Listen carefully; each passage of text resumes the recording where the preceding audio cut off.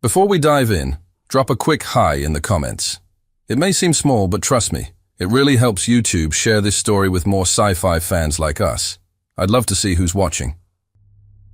The ship was hideous.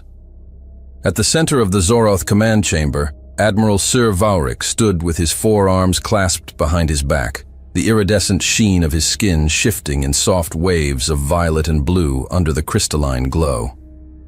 His slitted pupils tracked the feed playing across the vertical display pillar. A transmission, clearly intercepted, showing the launch of a human vessel from Europa's orbit. The first laugh came sharp and nasal, from a junior officer near the lower tier. It broke the silence like a dropped blade. Others followed, restrained at first, then growing, chuckles laced with derision, mandibles twitching in rhythm. One leaned back in his seat, eyes narrowed in amusement, bearing polished fangs. Vaurik didn't stop them. He watched, let them taste the mockery. Then, with a tilt of his head, he quieted the room like a knife through fabric. His nostrils flared once, and the air filled with the sharp bite of dominance pheromones. Manual control? Vaurik muttered, narrowing his eyes. In this era? The ship looked like it had been welded in a cave. No symmetry, no composite alloys, exposed seams, and a pair of manual seats bolted into what passed for a cockpit. The gathered officers exchanged sideways glances, a few chuckles rolling through their ranks. The scent of disdain was thick. Zoroth pheromones carried emotion like a signature, and this room reeked of superiority. Admiral Vaurik turned his head, the tendrils at the base of his skull bristling slightly. Their desperation is quaint. A holographic interface blinked to his right, bringing up an orbital readout of the Karen expanse. Around him, the strategic core of the containment fleet operated in silence. Officers of varying rank and caste monitored stations along tiered platforms. All Zoroth, all bred from heritage lines marked by generational merit.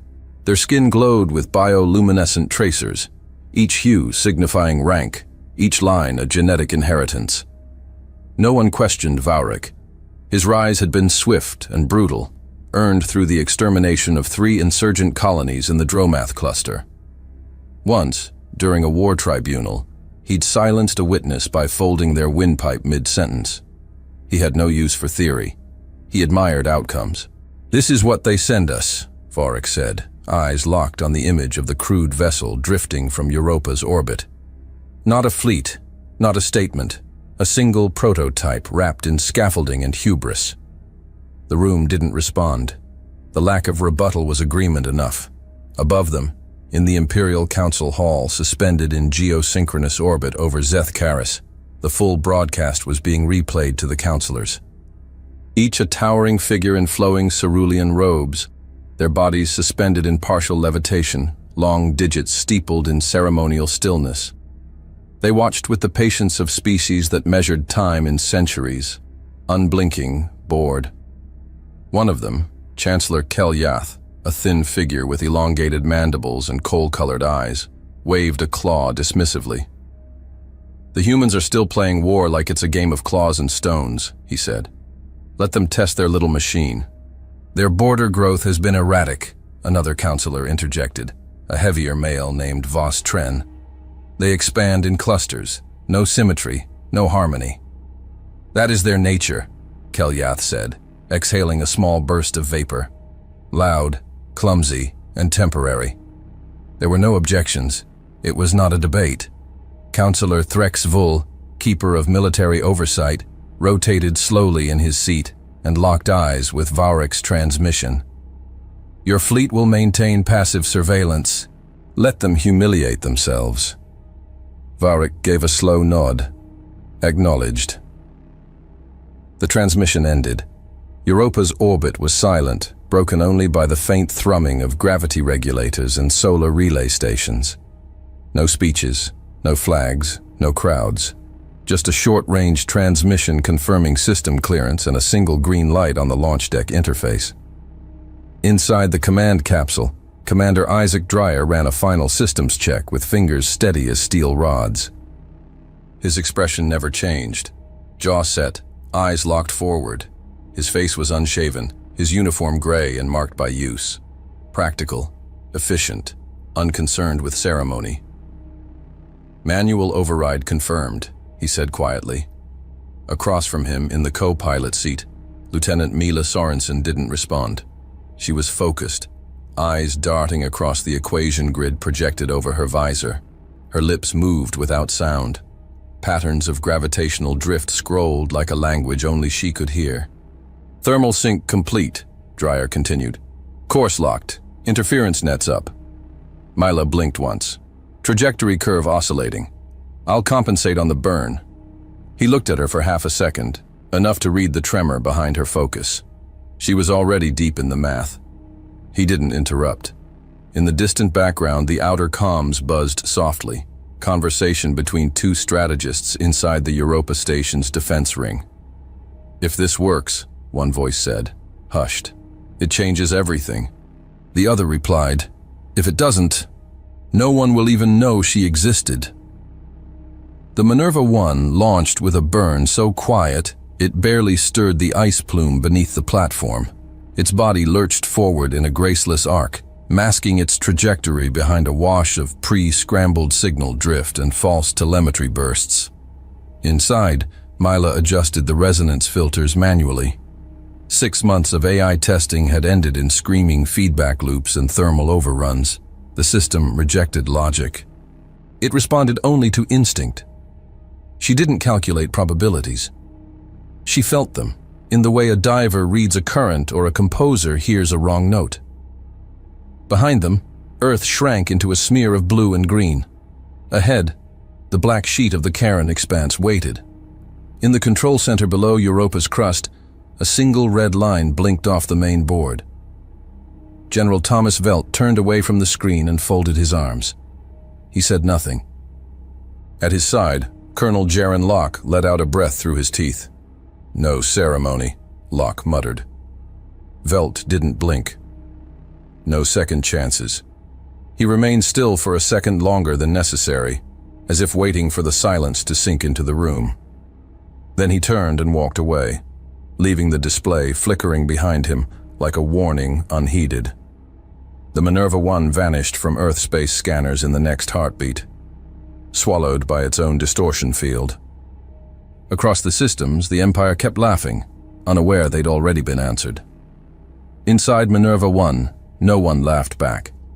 The hum of Minerva's inner hull rose as it slipped across the edge of the Charon sector, systems stabilizing under manual input. The silence between Commander Dreyer and Lieutenant Sorensen wasn't awkward. It was calculation, tension without panic, just two minds preparing for something the galaxy didn't yet understand. "Vector drift stable at 0.92, Dreyer said, his voice low, eyes locked on the forward display. He didn't blink, didn't move.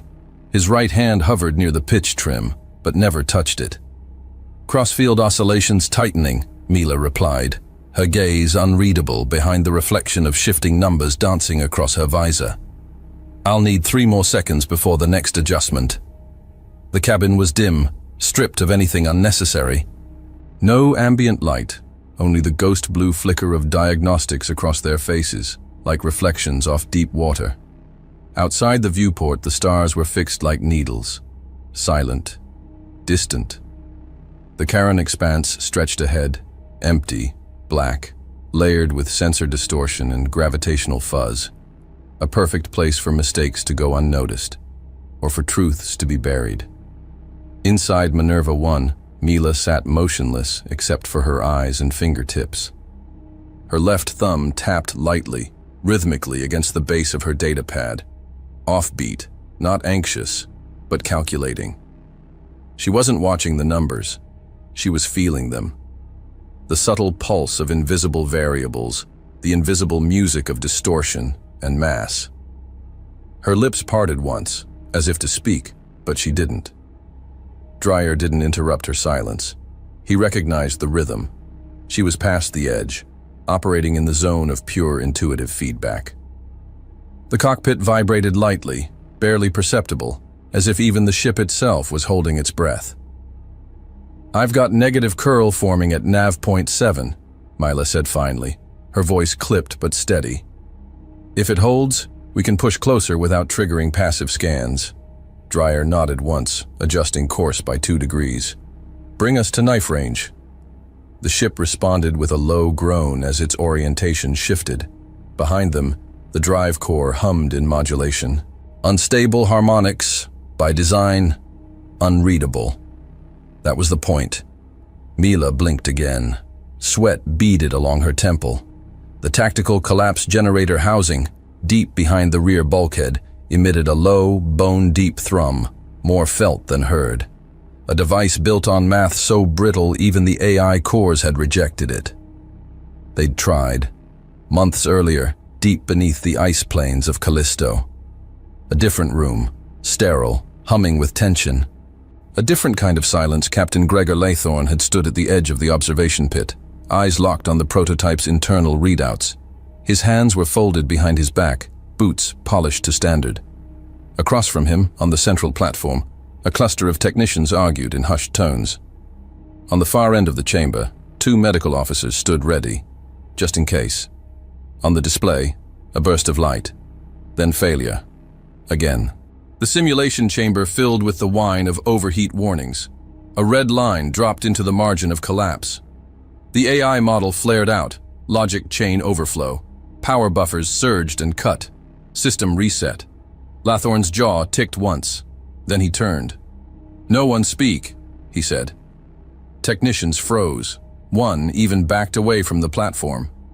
Only Mila remained still, standing at the back of the room, eyes fixed not on the display, but on the math, the equation, the decay. She lifted her hand slowly, fingers forming a shape in the air as if sketching a waveform.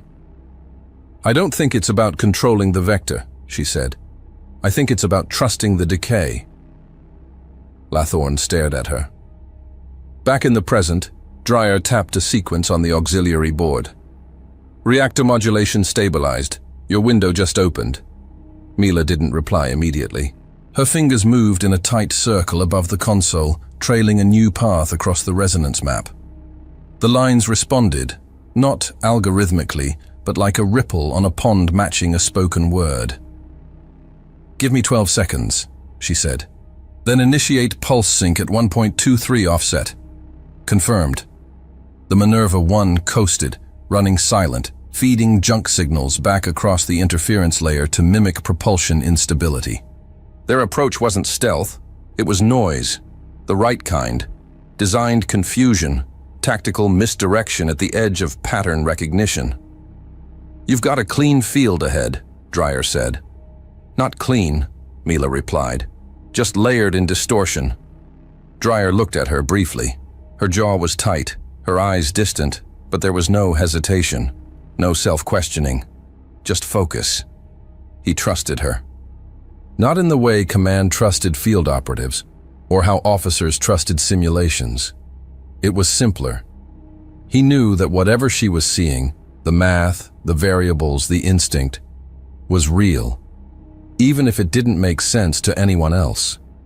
He'd seen her collapse twice during training, not because she was weak, but because the system demanded it.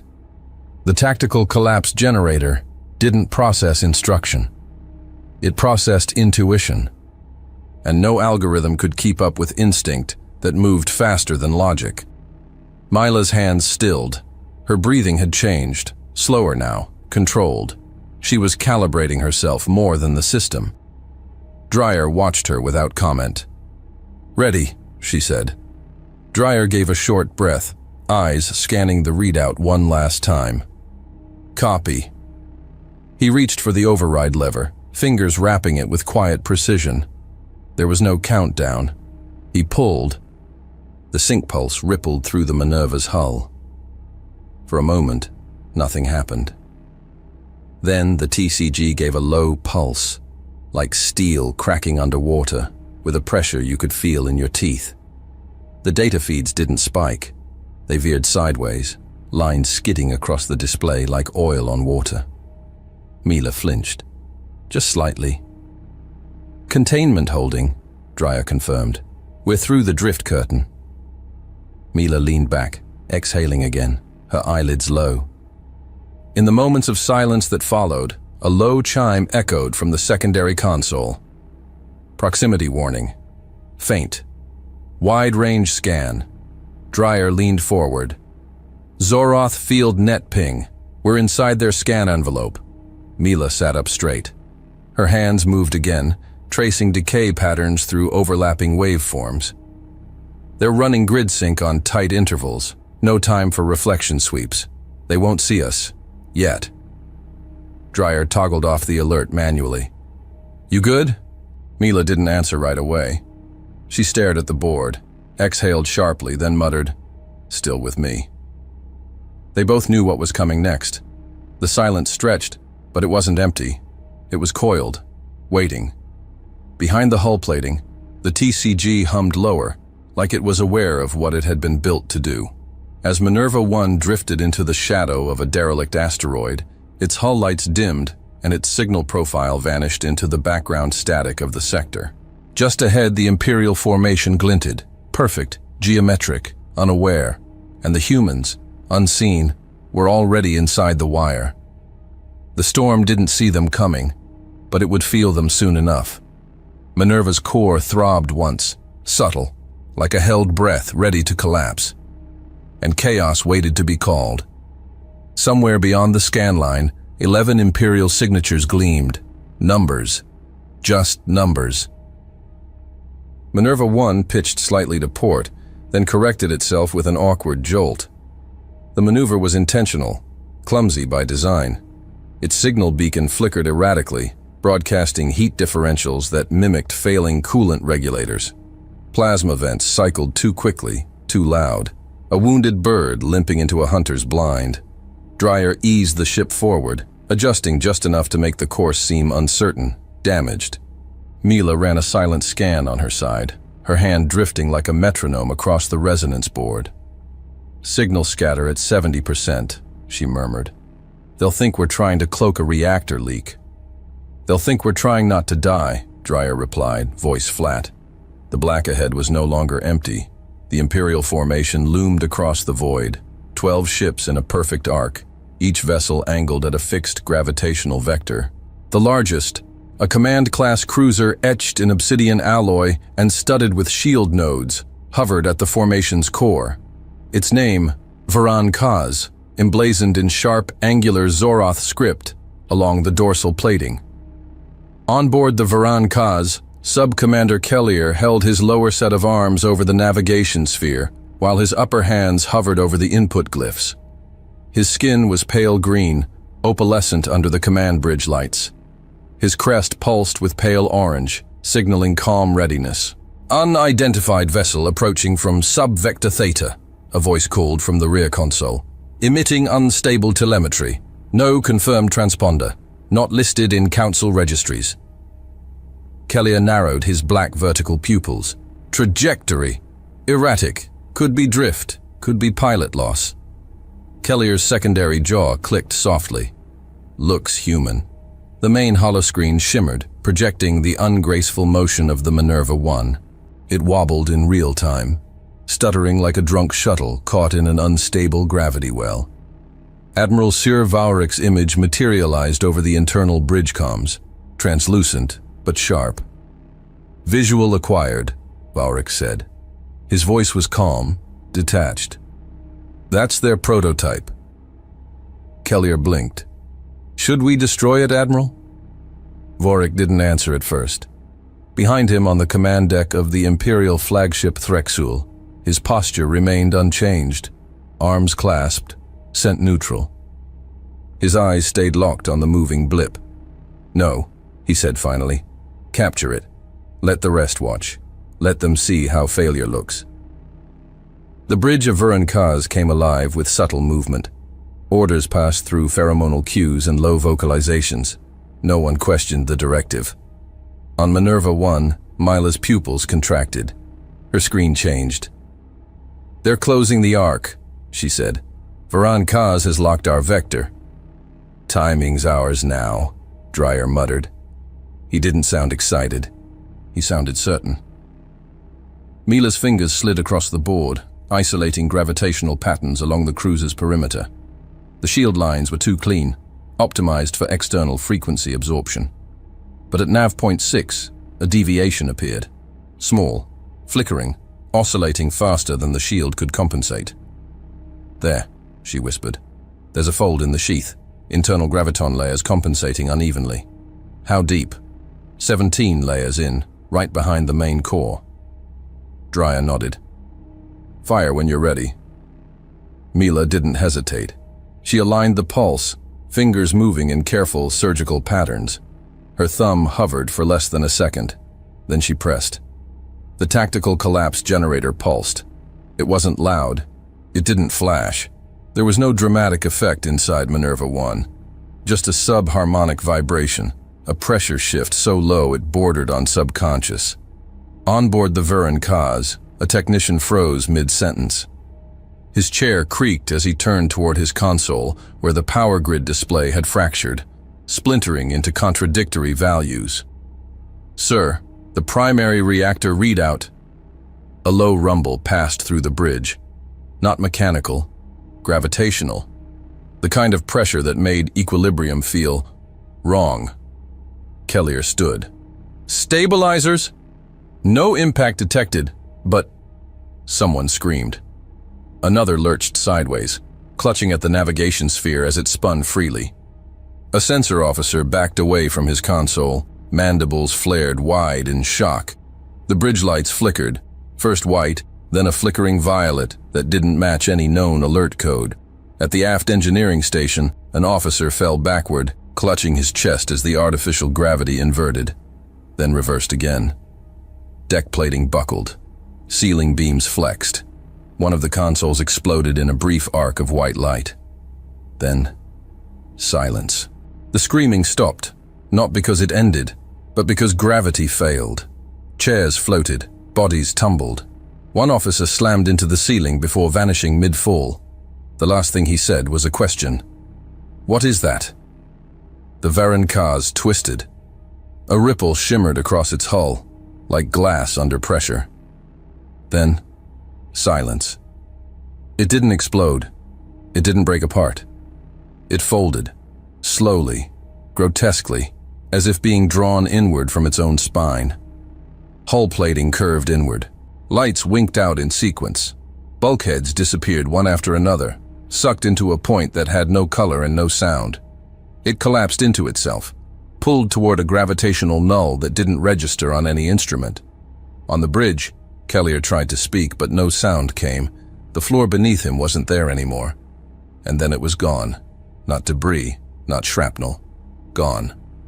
On Minerva 1, Mila's breathing was uneven. She hadn't blinked. Her hand hovered over the board, fingers still twitching slightly from the pulse. Her voice was dry when she spoke, like she hadn't realized she'd stopped breathing. Dreyer watched the spot where Varan Kaz had been. "Target's gone," he said. "Completely gone." On the Zoroth fleet, confusion erupted. The command bridge of the Threxel lit with alerts. Varric stood absolutely still, eyes focused on the void. "What was that?" a sensor officer muttered from behind. No one answered. A few heads turned. One officer stepped back from his station, as if the silence might spread. On Minerva 1, the pulse stabilizers cooled down, letting off a faint hiss of vented heat. "They didn't see it," Mila said, her voice nearly a whisper. "No," Dreyer replied. "They felt it." The fleet hesitated. Tiny nudges appeared in the formation, like a predator flinching at a sound it didn't understand. Inside each Zoroth vessel, the same question echoed in silence. What just happened? Minerva 1 did not move. It hovered, a chaotic speck surrounded by geometric warships, its hull pulsing faintly from residual feedback. One ship, unstable, small, unimpressive. But something had vanished, and what followed wasn't panic. It was calculation, then stillness, because there was no countermeasure, not for this. "3 signatures moving," Mila said, breath catching slightly between words. "Cruisers. No, frigates. Lighter hulls. They're advancing." On the Minerva 1's console, the Zoroth formation shuddered. its perfect geometry breaking as 3 ships peeled from the outer crescent. Their drives flared to life in controlled bursts, cutting smooth vectors toward the human vessel. They were fast. Too fast for protocol. This wasn't a probe. It was retaliation. Dreyer's jaw tensed. Vaurik took the leash off. He shifted his weight forward, eyes locked on the tactical grid. The formation was still holding, but the front was cracking under pride. No tactical doctrine, just the sting of humiliation. Inside the Threxel, Admiral Sir Vaurik stood at the forward command interface, all 4 arms outstretched across the arc panel. His skin had darkened to a stormy violet, a clear biological reaction, the Zoroth equivalent of anger held under control. Pheromones saturated the air around him, spiking with urgency and dominance. "They are not gods," he said. "They are vermin in a metal shell. Crush them." The command staff hesitated. It was the first time any of them had seen an entire cruiser vanish, without explosion, without residue. Vaurik didn't shout. He didn't need to. He shifted his stance by half a step, just enough to signal that hesitation would be punished. The order was confirmed. 3 attack ships surged forward. On Minerva 1, Mila's pupils flicked between readouts. Her hands moved, but slower than before. Just slightly. Not from doubt, but strain. Her breaths were audible now, measured and tight, like a runner managing their pace mid-sprint. "They're using different shielding profiles," she murmured. "Fractal dispersion. It's going to take longer." "How long?" Dreyer asked. She didn't answer immediately. "First ship, I've got it." She triggered the TCG. Outside the nearest Zoroth frigate, Krexil Vun, a dagger-like craft with a narrow spine and dense bow shielding, veered ever so slightly just as the pulse hit. Not enough to matter. At first, it simply slowed. Then its aft hull imploded, as if punched from the inside. The ship folded in on itself with unnatural elegance, snapping mid-curve into a tight spiral before compressing into a single vanishing dot. 1. Mila inhaled sharply. Second ship, different resonance. The sync isn't holding. She swiped the input array, recalculating as the second frigate, Dral Shen, banked hard to avoid the remnants of its counterpart. Its shields flared green and gold, flickering with overdrive feedback. Mila's fingers twitched, just a fraction too early. She flinched. "No!" The pulse jumped, uncontrolled. On-screen, Dral Shen jerked violently but did not vanish. Its midsection buckled, collapsed, but the ship didn't fold entirely. A core breach erupted, spilling white plasma in every direction, then flickered into silence as the rest of the hull tore apart in convulsions. 2. Mila gritted her teeth, hand already recentering. Her breath now came short and fast. Sweat clung to her brow. She didn't speak. "Focus," Dreyer said quietly. "Stay with me." The third ship, Urav Kos, had pulled back slightly, uncertain. Its pilot saw what happened, but it was too late. "Windows closing," Mila muttered. "Do you have it?" "No." She paused. Then, "Yes." She pressed. Urav Kos jerked violently in space, rotating once as if yanked by a hook. Its nose caved, then disappeared. The rest followed, not all at once, but in chunks, like slow stone pulled through water.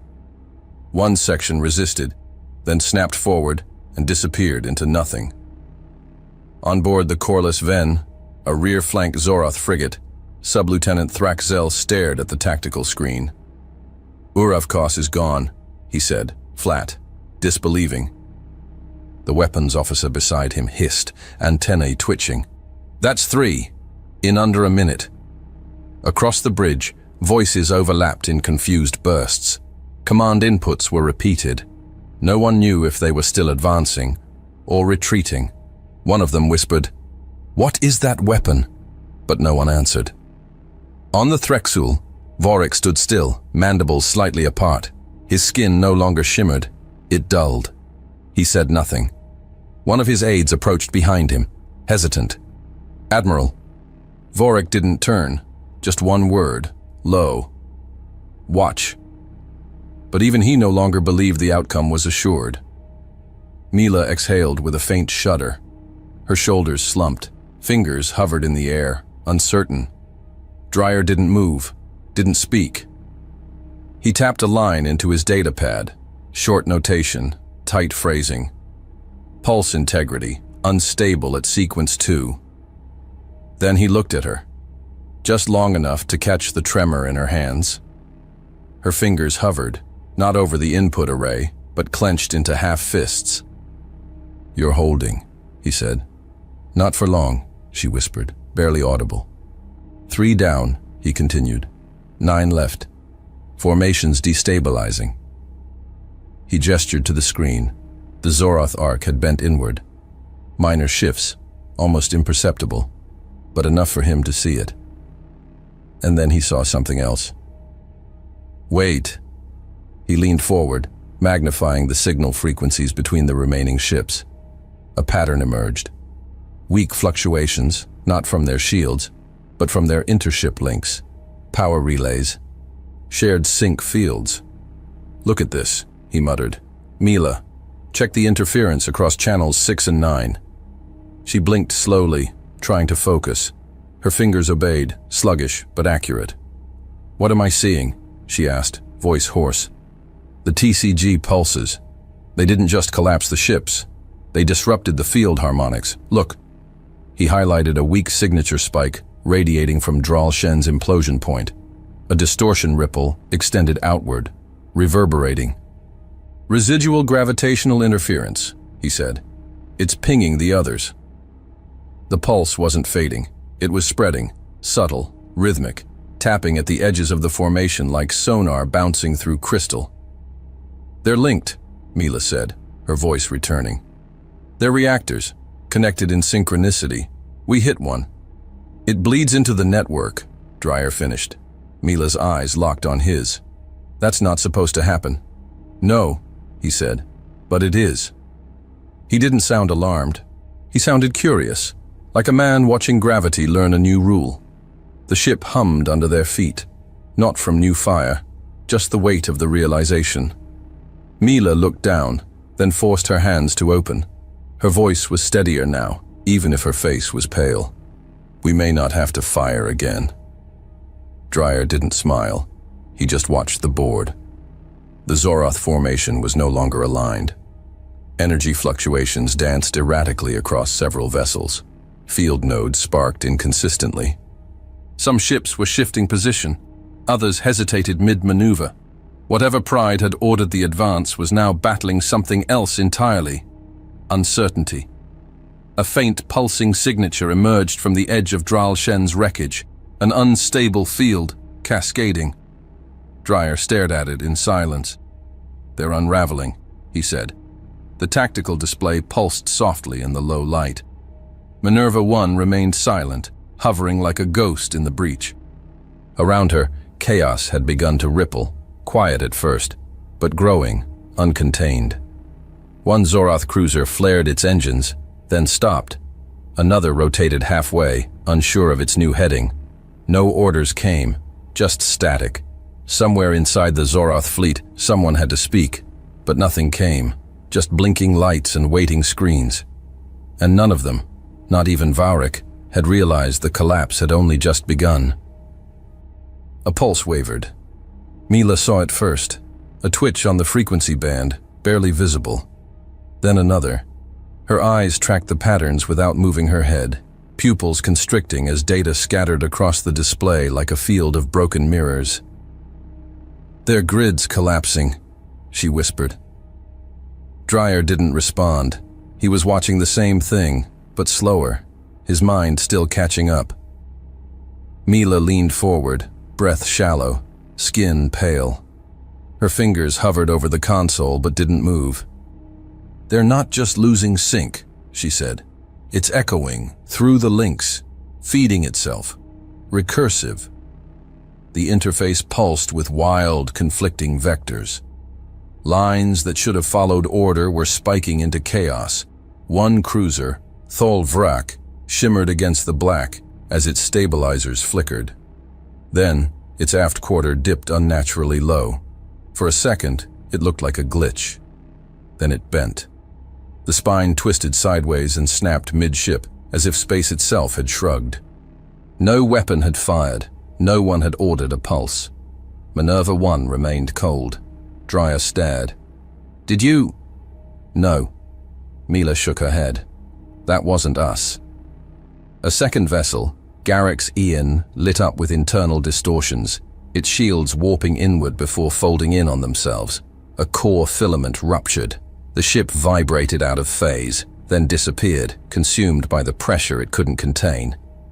Then a third, a fourth, a fifth. Mila's hand jerked away from the console. "They're tearing themselves apart," she said, breath clipped, voice higher than before. "It's not stopping." Dreyer's gaze snapped to her. "Say that again." "They're collapsing," she repeated, "but not like before. All within seconds." Mila's breath hitched. "They're unraveling from within." The display went red, not in alarm, but in confusion. Collision alerts, gravitational warnings, vector errors. Too many inputs. Readouts began contradicting themselves. "No stable vectors," Dreyer said, scanning quickly. "Our nav software can't parse the distortion field." "It's not a field anymore," Mila murmured. "It's a chain reaction." Chunks of hull, massive, glowing, twisted, began to drift into the lanes of the remaining Zoroth ships. Except they didn't drift. They moved with momentum that shouldn't exist. Not consistent with thrust, not gravitational. Pulled. Dreyer looked at Mila. "Is this the generator?" She shook her head again, slower this time. "It was. It's not anymore." Then she raised her eyes from the board. Her voice was distant, thin. "It's no longer us." Outside, a heavy cruiser, Vrulon Keish, attempted to retreat. It rotated hard, thrusters flaring blue-white as its engine spun up. The burn cut a sharp line across the debris field. For a moment, it gained distance. Then the wreckage responded. One large fragment, part of Dralshen's engine housing, pivoted mid-drift. As if sensing the cruiser's vector, it shifted unnaturally. The cruiser passed too close. The distortion zone snapped closed. Vrulon Keish jolted, momentum yanked off course. It twisted in real time, buckling from the prow to the engine deck. The bow vanished first. The rest followed like a chain of dominoes falling into vacuum. Not vaporized, just removed. Dreyer muttered. "They're reacting like prey, but the trap's already sprung." He adjusted the display, voice sharp now. "Try to map a clean path through the wreckage. Anything we can call stable." "There is no stable," Mila snapped, eyes wide. "Every new movement rewrites the whole field." Dreyer's fingers tightened on the edge of his console. Another Zoroth vessel, Jekvor, a support ship with narrow stabilizers and no primary cannons, fired thrusters in the opposite direction. It tried a high-speed exit, vectoring upward to escape the growing distortion. It made it 50 kilometers. Then a wave of fractured gravimetric pressure rolled outward from Tholvrak's implosion point. The escaping ship hit the wall and folded sideways. Comms crackled open. Zoroth command frequencies scrambled in static and panic. "Brake vector, brake!" A scream, then nothing. Mila said nothing. Dreyer's hands hovered. "How long?" Mila blinked slowly. "It started 11 minutes ago." They watched in silence as another two ships buckled. Yurkavan, Drothus Mal. No pulses were fired. The generator on Minerva 1 was cold. The ship was passive, and yet the field grew. The debris no longer looked like ruins. It moved with purpose, like bones orbiting something dead that still breathed. Dreyer leaned over the interface. "This isn't strategy anymore." "It's geometry," Mila whispered, "but wrong." On board the Threxel, chaos had consumed the bridge. Voices shouted in overlapping commands. The floor vibrated. Instruments blinked false data.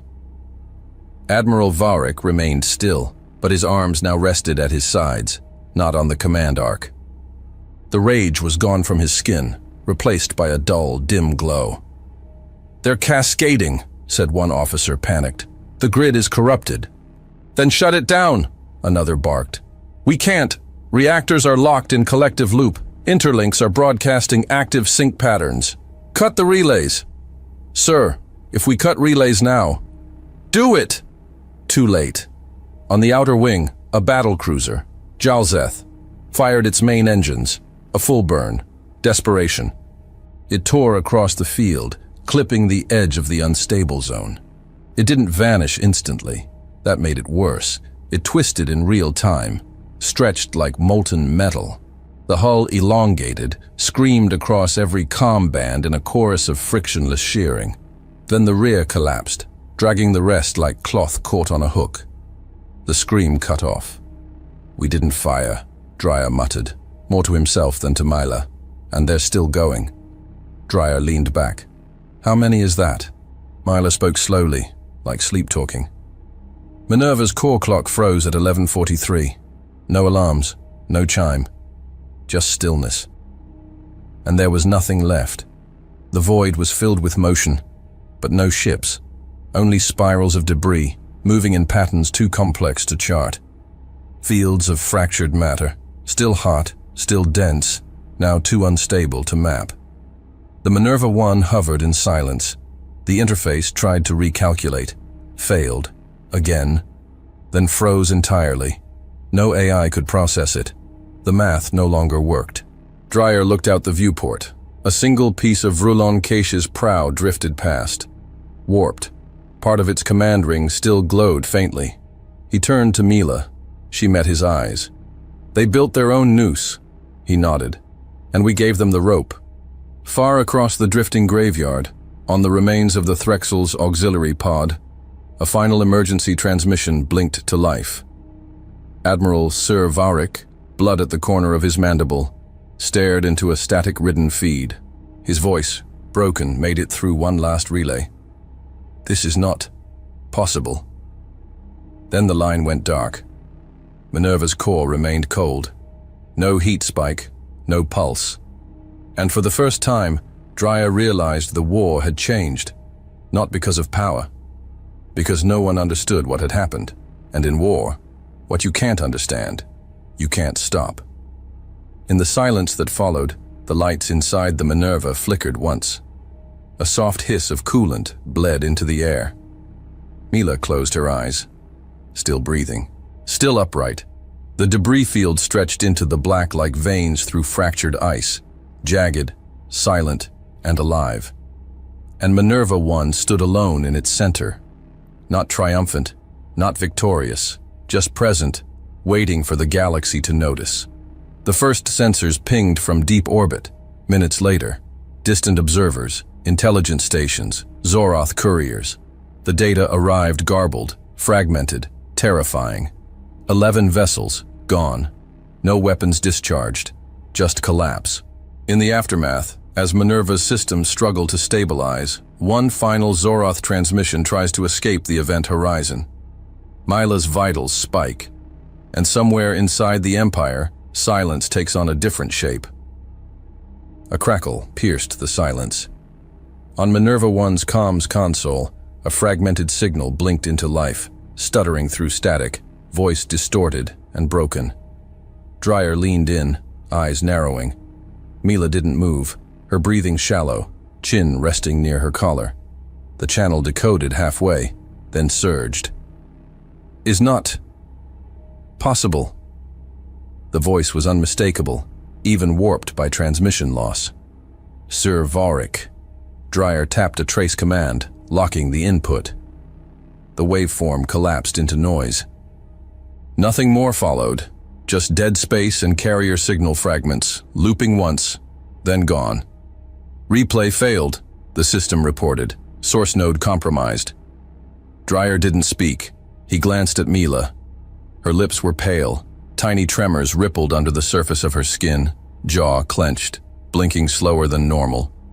Not shock, not confusion, just the last of her energy running dry. The deck lights above them flickered. One of the corner panels snapped with a loud pop, a shower of microsparks tumbling into the sidewall vent. Mila shifted slightly. "We still have power?" "Rerouted twice," Dreyer said. "Reserve capacitors holding steady, but the coils are cooked." He checked the stabilizer field. The internal gravity had begun to drift by a fraction of a percentile. Not dangerous yet, but measurable. The ship wasn't failing, but it was drifting off balance. "External scan," he muttered. A wave of low-resolution pulses swept across the debris field. What came back was jagged and inconsistent. Hot metal, residual fields, clouded particulate drift. No ship signatures, no beacon pings, no transponder loops. "Nothing," Dreyer confirmed. He allowed the silence to sit for a few seconds, then tapped the command board and initiated a slow yaw correction. The Minerva groaned beneath them, like metal remembering it was tired. "I'm locking us into a spiral exit path. Passive arc out of the collapse zone. Minimum thrust." Mila didn't respond. Dreyer turned fully toward her. Her arms were still on the console, but her fingers weren't moving. Her skin, usually sharp under the console glow, looked muted, edges soft, faint sheen of sweat trailing her hairline. She blinked once, slowly. "Vitals," he said aloud. The display showed a biofeedback chart. Heart rate elevated but stable. Core temperature low. Peripheral tremors on extremities. Mental stress saturation, critical. She hadn't passed out, but she was closer than she knew. "Run biocontainment override," he said. "Shift cockpit temp up 3 degrees. Activate low-cycle hydration mask." A thin mist expelled from the air valves. Mila's next inhale pulled vapor through her nostrils. Her pupils responded slightly, retracting, focusing. "You with me?" Dreyer asked, low. She blinked again. "I'm still here." He nodded. "We're getting out." Outside the ship, the field continued to warp, no longer expanding, but still rotating. Large fragments coasted around invisible centers of mass, turning slowly in unstable arcs. Lights from the wreckage blinked on and off as reactors bled their last voltages. None of it was navigable. Minerva's onboard AI had stopped trying to chart anything. The sensor sweep showed a flat grid overlaid with warnings, local vectors unresolved, predictive trajectories invalid, recommend manual override only. Dreyer already had control. His finger hovered over the nav key for just a beat too long. Then he tapped it, jaw clenched. He brought up the fallback routines. Initiate protocol, soft step exit, arc 147, 1 by -6. No burns over 15%. The ship gave a soft acknowledgement chime. Then it began to rotate. Slow, patient, cautious. In the back of the cabin, one of the power conduits sparked again. A thin line of smoke coiled into the vent shaft before the filtration caught it. Mila raised her head a little. Her voice was raw, distant. "Did any of them make it out?" Dreyer looked at the scan again. Waited. "No." Another pulse crackled through the comm line, automated, not targeted. A final fragment of the Zoroth emergency net, repeating a loop. But even the message was broken now. Bits of Imperial code, clipped coordinates, a half-sentence cut off mid-packet. Repeat. Relay priority. Unknown class. Synaptic link fail. Then silence. Dreyer manually scrubbed the buffer. Nothing worth tracing. Mila exhaled through her nose, slow. The rhythm was returning, barely. "Varric tried to send a private signal," she said after a pause. "I saw it in the feed stack, but it didn't leave the grid." "Collapsed mid-transmission," Dreyer replied. She nodded. "Fitting." The ship's internal pressure valves cycled again, small hiss, then a mechanical chirp. Containment holding. Hull stress had dropped 6%. They were steady.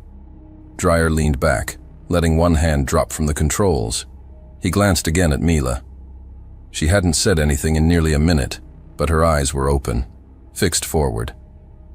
"You did what no machine could," he said quietly. "No one else could have mapped that."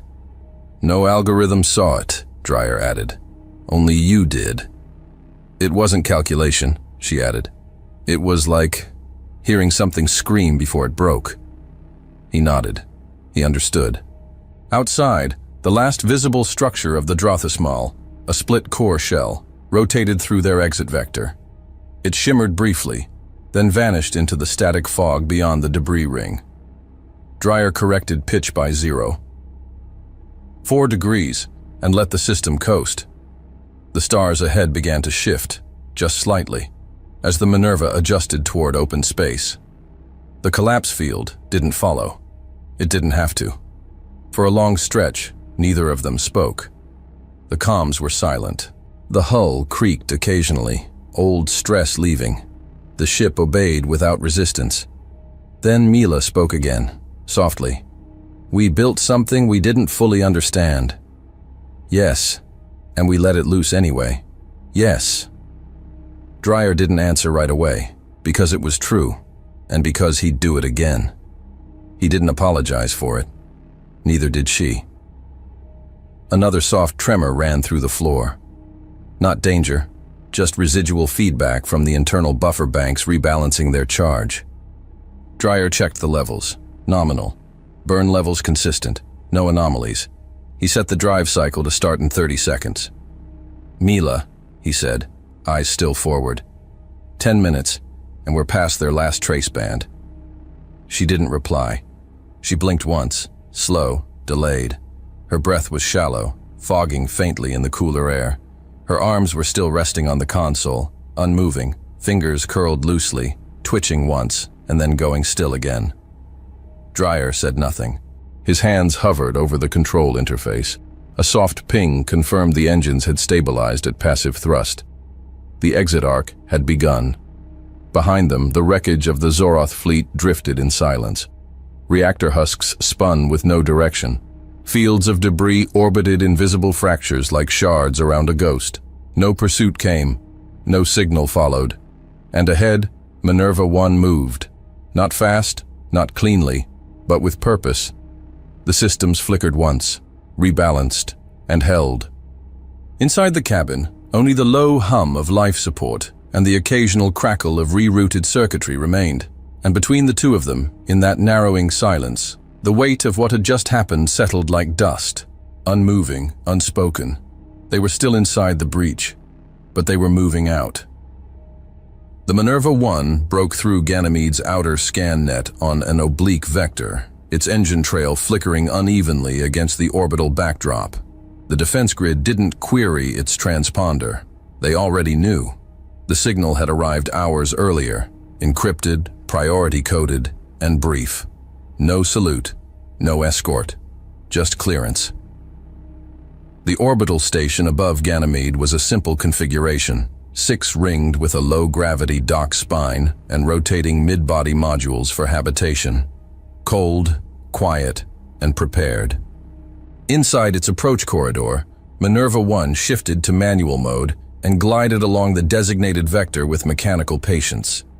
The hull groaned as pressure equalized with the incoming berth. Inside the cabin, systems powered down one by one, screens dimming, status lights retreating into standby. But the silence wasn't peaceful. It was thin, hollow, like the air hadn't yet caught up with what had happened. Mila hadn't moved in nearly 3 minutes. Dreyer unlatched his harness slowly, the shoulder brackets clicking free with a muted hiss.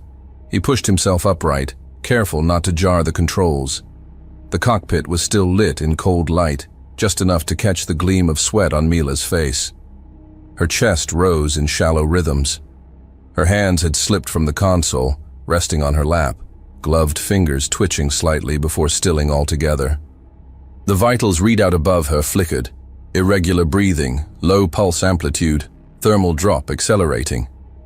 Dreyer stepped around the pilot's chair, one hand bracing on the cabin rail as the artificial gravity shifted under his boots. He crouched beside her. She didn't react. He stopped, just for a second, watching her chest rise with shallow effort. There was a tremble in his fingers he hadn't noticed until now. 1 heartbeat. 2. Then he spoke. "Mila," he said, voice low, direct. No response. He reached for her left glove, found the fastening seal at the wrist and peeled it away gently. Then the right. Her fingers were ice cold, nails pale under the thin layer of condensation. He took her hands into his, wrapped his own around them and held. Not to warm, just to anchor. Her fingers twitched again, then stilled, then moved, faintly curling against his palm. Her lips parted, trying to form words, then closed. One tear slipped down her cheek without a sound. Dreyer waited. Held. Finally, Mila blinked, slow, confused. Her throat shifted as if she'd meant to speak, but no sound came. He didn't press her. Instead, he lifted one of her arms over his shoulder and rose with control, guiding her body gently from the seat. Her legs buckled, but he steadied her and moved toward the rear cabin door. He paused, looking at her face for the first time without the glow of the console. She looked impossibly young and impossibly tired. Shifted his stance just enough to keep her upright, her weight leaning against him like gravity had doubled. Then he looked at her and said, "You did it," he said, voice steady, almost quiet.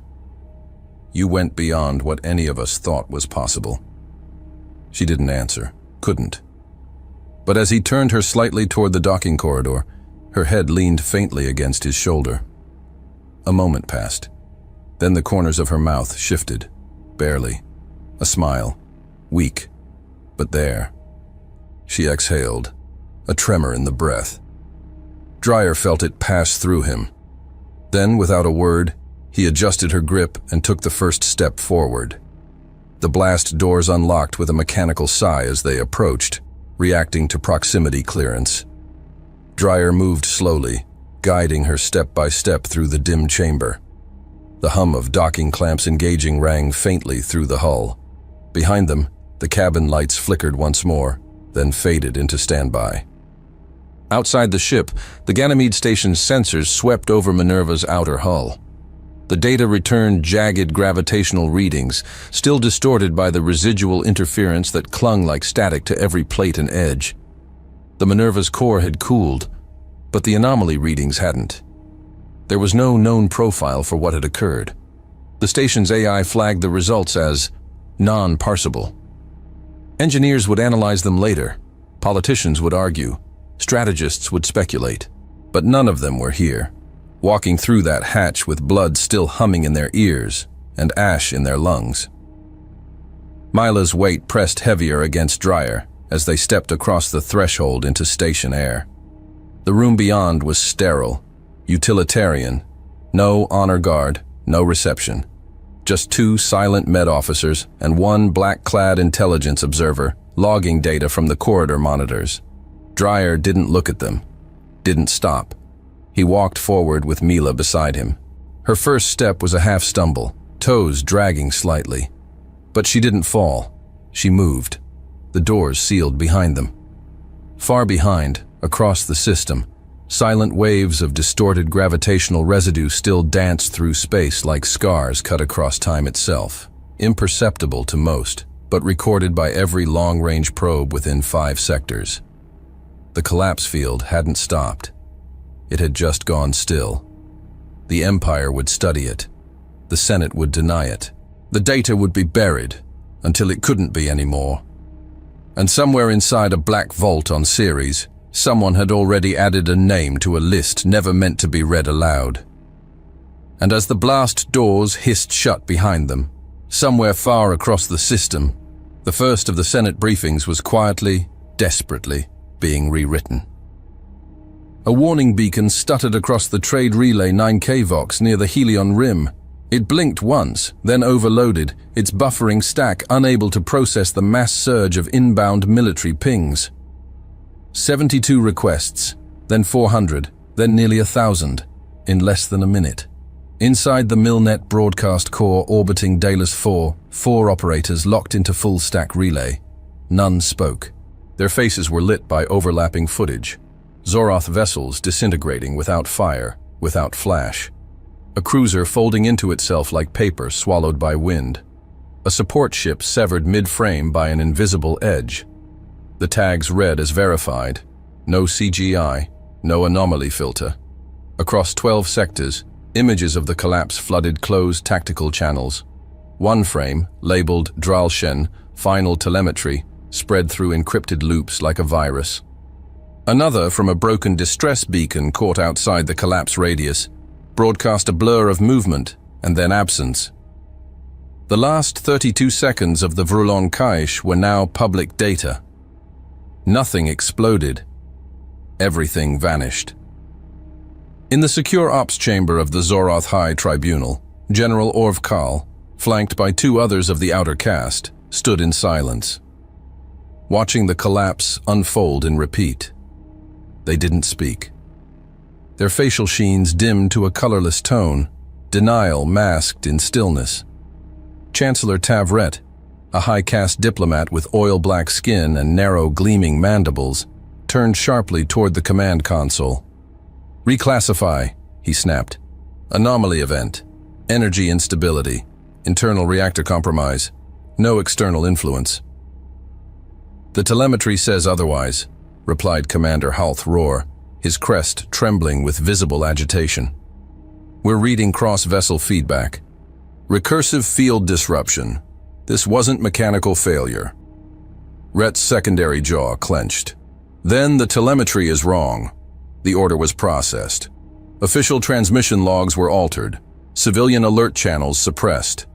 Archive records reflagged as engineering malfunction pending internal review. All standard. But it was too late. At the diplomatic rings above the neutral world of Cirrus Prime, a heated quorum session had already been triggered. The Senate floor, usually calm in its artificial grav lattice, buzzed with energy distortions from the overlapping voice feeds of 34 species. "The Zoroth must answer for this," said Minister Dal Rhine of the Argellan Pact, his split jaw vibrating with fury. 11 ships do not disappear without cause." A ripple of agreement followed. The Khazari envoy leaned forward, one of his sensory tendrils flicking through a shared feed. "We've identified 37 sensor echoes matching known Zoroth formations. They're gone. This was no reactor chain event." In the upper concourse, Marshal Aaron Vale of the human delegation stood. No theatrics, no rhetoric. Just one word into the open mic channel: Minerva. The room fell into stillness. A second later, hundreds of encrypted feeds began cross-checking. One ship, a gray hull, a blurred silhouette emerging from Europa's orbit. Tagged in 8 separate Fringe Watch observatories, and now confirmed through loss of contact reports issued from every Zoroth naval grid in the Karen sector. The name surfaced in Senate archives. Once. Black-barred clearance. Minerva 1. Beneath Ceres, in the command chamber of Earth's Strategic Oversight Directorate, General Kellen Rhodes reviewed the final logs with Colonel Derek Sloan standing behind him. "No confirmation of pursuit," Sloan said. "No surviving witness. No trace signals beyond the graveyard. And the generator logs? Still offline. The Minerva's core black box is transmitting but not interpreting." Rhodes exhaled slowly. "Final outcome?" Sloan handed him the datapad. The last report from the collapse protocol team, authorized only by executive override. Rhodes read it once. "Protocol collapse, viable, efficiency, 100%. Human cognitive threshold, critical. Strategic viability, limited by survivability." He placed the pad down. "Minerva? Docked, under containment review, full quarantine in place. Crew?" Sloan hesitated. "Alive, barely."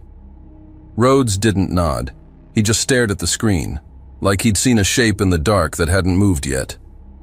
Rhodes turned to the main console. "Prepare message vector." A junior officer keyed in the channel. "Galactic Standard?" the officer asked. "No." Rhodes shook his head. "Uncoded. Let them all hear." The message was 32 characters long. It didn't blink. It didn't loop. A single line appeared across every outer system relay, bouncing between diplomatic lines, military feeds, and classified shadow networks. 1 human ship, 11 Imperial vessels. Do the math. On Ceres Prime, silence followed. On Argelis, an observer dropped his tablet. In the Zoroth Tribunal, Chancellor Tavret's crest wilted. The galaxy didn't know what Minerva was. Not yet. But they knew what it had done. The last known voice transmission from Sir Vaurik surfaced 2 hours later, fragmented, damaged, pulled from a low-priority backtrace channel intercepted by a fringe intelligence node on Core Ash Belt. The feed was rough, barely audible. They think in chaos.